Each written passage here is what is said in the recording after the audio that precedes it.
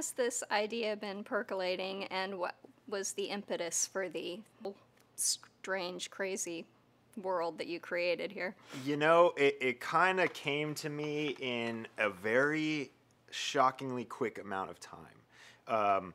You know, I wanted to make a movie about I wanted to make a movie about and for this social media movement, and I wanted to make a movie that sort of directly talks about, you know, I guess If They Live is a story about slavery and consumerism. This would be a story about slavery in overconnected social media.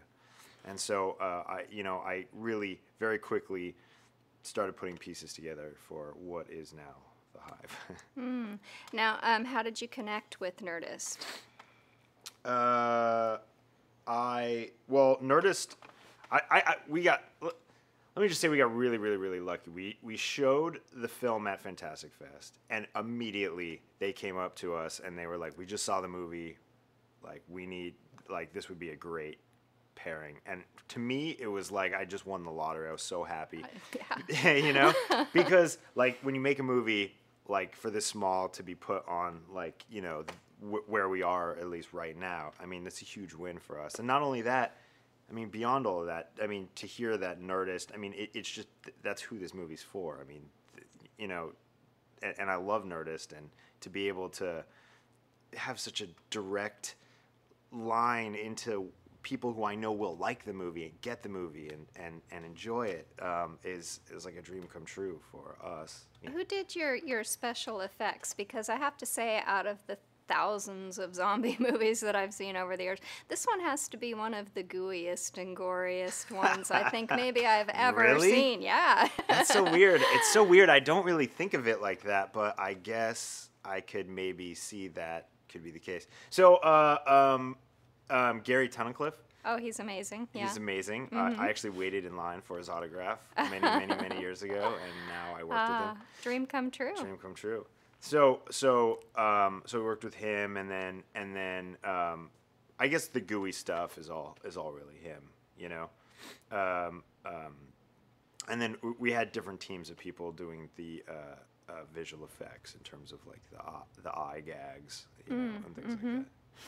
Did you? It's so funny to me that you found it so gooey. Maybe because I watched it at 7:00 this morning when I woke up. Yeah, well, I mean, that's that could have something to do with it. I mean, it's not. I mean, look. I don't know. I mean, the opening scene, someone like vomits immediately. That's like, true. Oh boy. Oh boy, it's gonna be a rough morning. This, okay? Yeah, I guess I could see that. Yeah, there is a bit of vomiting that happens. There is. Now, did you do like any research as far as like true medical epidemics and viruses, and did you incorporate those things into your screenplay so that you would add a layer of realism on top of the gross out factor? I did, and that's why especially like with like things that could be infectious, like how viruses could spread. And one thing that I had always heard about was like, you know, like fluids, how infectious fluids are, but they have to like get in you, or they have to get on you and things like that. So when I was designing the monster, I just thought very quickly how cool it would be if they, you know, would have to vomit in your mouth to. That's very cool. I just thought it was something new and interesting, and it's so that's such a weird connection to make, you know, and it's so alien. It is. I mean, it's almost invasive. like a bird, you know, like a bird feeding its young, I guess. But but the kind of research, totally. But the kind of research I did more along the lines of was like, you know, that sensation you get when you feel like you have a memory that you don't have, or a shared experience, or, you know, those were kind of things that, you know, there aren't yet explanations for, and I wanted to fill that in. Can you talk a little bit about the characters and which ones are the closest to your heart and why? Yeah, I can. You know, Kat's character, Katie,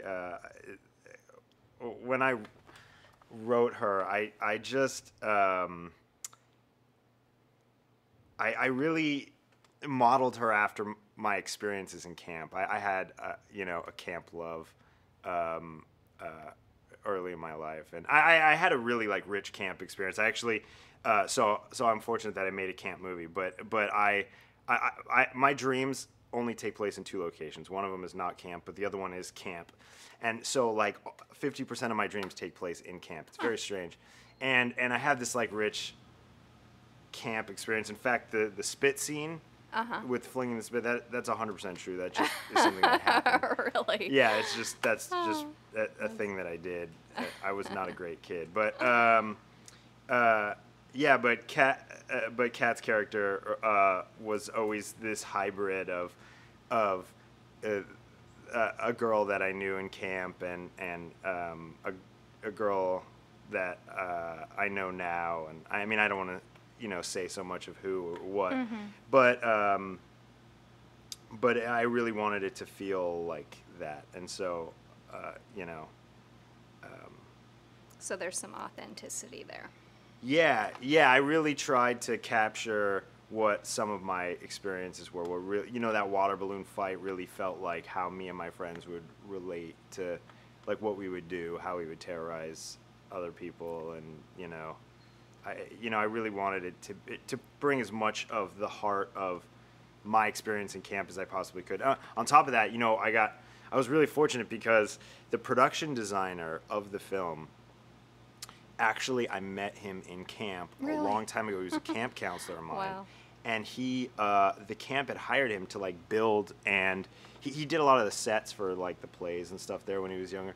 But he also was building a lot of the cabins. So I had him remake one of the cabins that we like had as kids, you know, to shoot in. So so I kind of zhuzhed it up with my, you know, style or whatever. But the basic core structure and the essence of it is completely there. It is the cabin. It was so weird shooting in that. But I just wanted to add that kind of element of like, I don't know, me in it. Right, it's not only the actors that have to be in the moment, it's you, the director, as well. It is, yeah. Now, you said that this film is so perfect for the Nerdist audience, even though it was made before they came on board. Yeah. Can you talk a little bit, though, about like what you hope people will take away from this film, what you hope that fans will get out of it?